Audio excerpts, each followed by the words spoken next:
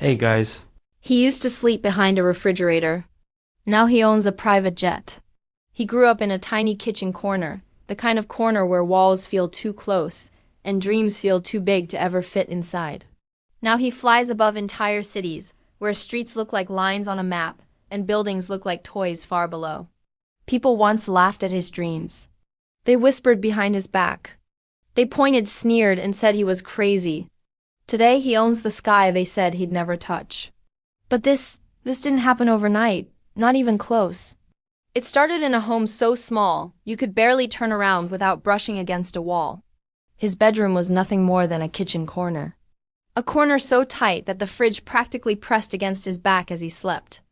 Every night, the old fridge hummed a low, steady lullaby, covering the sounds of the world outside. The arguments of his parents about rent money cut through the thin walls like knives. He pulled pillows over his head, pressing them to his ears, dreaming of a life far, far away. He could hear the neighbors breathing through the paper-thin walls, and sometimes he heard something magical. A distant airplane flying overhead, cutting through the clouds, leaving a trail of possibility behind it. He didn't want to just ride one someday. He wanted to own the whole sky. At school, teachers laughed at his dreams. "Where are you from again?" Their words were sharp, small, meant to shrink him. At first, he told everyone nothing. Kept his dreams hidden deep like a secret treasure in the dark. One day, on a crowded, rattling bus, he found a broken finance book left behind by someone else. Under dim streetlights, he read every page as if it were a map to hidden gold. When his mother asked what he was doing, he smiled faintly and said, "Nothing, Ma." A small lie to protect a big dream. He started working at a tea stall. Long hours. Small earnings. Every rupee he earned was saved, counted, and tucked away. His friends spent theirs on movies and clothes.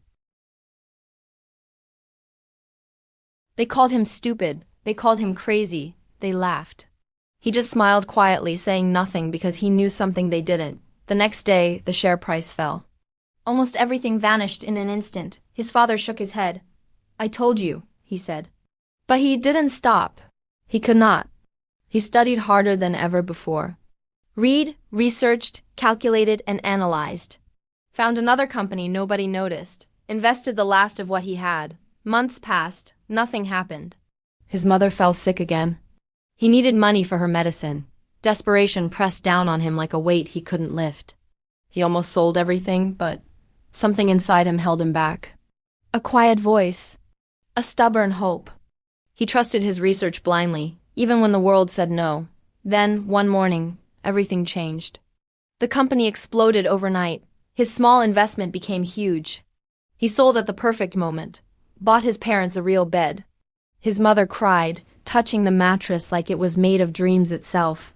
He kept learning, growing, climbing, quietly, steadily. One opportunity after another, like stepping stones across a river that never stopped flowing. Years passed. He moved them to a bigger house.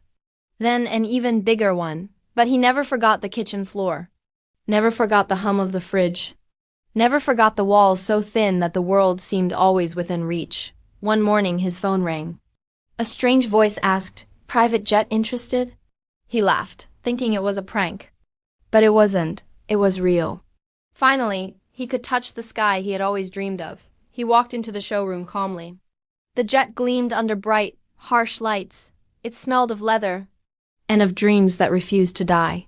He ran his hand along its smooth white body. The pilot showed him everything, explaining controls and buttons excitedly. He listened, nodded, and signed the papers without shaking. Then he flew home to get her. His mother was cooking in the kitchen. We're going for a ride." She looked at him, confused. He pointed to the sky. Tears rolled down her wrinkled cheeks. They boarded the jet slowly. She held his hand tightly. The engines roared softly beneath them. They lifted off. Above the clouds, the city below disappeared completely. Tiny streets. Thin walls. Every memory of struggle. He was no longer underneath anything. He looked at his mother's face. She was smiling like a child. And in that moment, he understood everything. Every sleepless night, every rupee saved, every tear, every fear, every failure. It was all worth it. Not for the jet, not for the money, but for this single, perfect moment. To see her smile, to hold her hand above the clouds, to give her the sky.